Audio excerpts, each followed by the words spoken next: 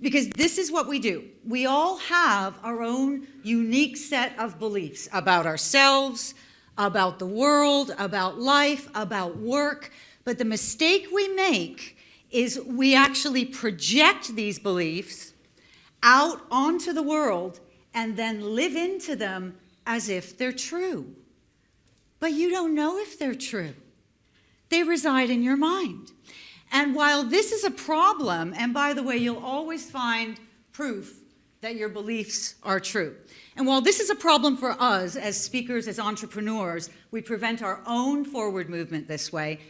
For a minute, imagine you put 1,000, 10,000, 100,000 employees in an organization, all projecting their own beliefs about their manager, their company, the work they do out there, and living into that, and you've got a massive problem. I call it the silent condition killing organizations today. And it's very simply being manager-centric versus customer-centric. So let me give you an example. Longtime client of mine sent one of their senior vice presidents of one of their global divisions to me and said, please, can you help?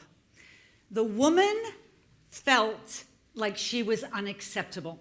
Okay, she felt like she didn't like herself, like nobody else could like her, like she didn't know what she was doing, and because she believed this, she automatically assumed that everyone else believed this. And so what she would do is she would push people away, and she was nasty. She would yell at people, swear at them, turn her back on them. My first encounter with her was the phone rang at the pre-appointed time, so I knew who it was. And in my very best professional voice, I said, good afternoon, Sue Armstrong. And the voice on the other end of the phone said, so you already know who this is. Let me just tell you, I hate you already. I'm not kidding. This was my first introduction to her. So I don't need to tell you, she was the global vice president. What do you think was happening in the organization underneath her? There was no creativity, no innovation, no employee engagement. Everybody was terrified. So if we look at this from the employee standpoint, this is the problem. And where I say silent killer. This creates a manager-centric culture, not a customer-centric one. Because employees say, oh, I gotta do what my manager wants me to do, because if I don't, at the very least, I'm gonna get in trouble. At the most, I might get sacked. So I know this isn't right for the customer. I know this is the wrong thing to do for the business, but it's what my manager wants me to do. And it causes a massive problem. So what do we do about this? Well, in an organization, obviously, it's a much more complex answer. It requires training, observation, coaching. But there is something we can do right now to start to turn this around, to change this. And this lesson comes from another longtime client of mine named Jane. Now, Jane's had a really interesting life. Jane grew up believing she was worthless, so not good enough. And after trying to be all things to all people all the time, Jane eventually gave up and said, I'm not playing anymore, and found drugs and alcohol to numb her pain. So that led her to a life on the street and gangs. She ended up property of a motorcycle gang. The poor girl's been shot, stabbed, beaten, left on the side of the road for dead. She finally escaped the gang and spent 2 years trying to kill herself because she believed she was so worthless.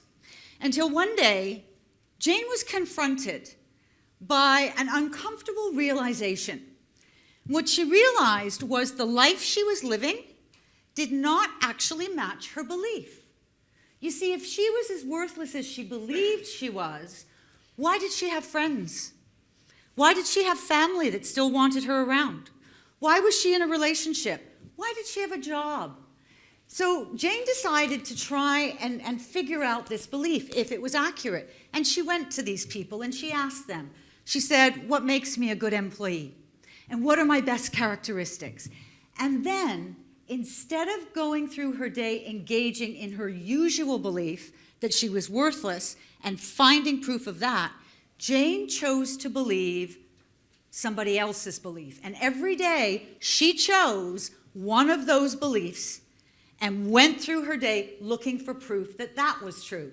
And she found it every day. And what do you think happened after a couple of weeks? Oh yeah, that negative cycle turned into a positive one. And it allowed Jane to go from working in a ladies' dress shop to director in a large financial organization in 4 years. So she didn't stop there, she kept doing it. So my challenge to you today, when you, your team members, anybody in your network, when you start the I can't, oh no, it's not possible, they're not going to do this, no. Be Jane. Challenge the belief. Is it real out there in the world, or does it just reside in your own head? Because honestly, you have no idea what is possible for you in this life unless you try. You can just ask Jane.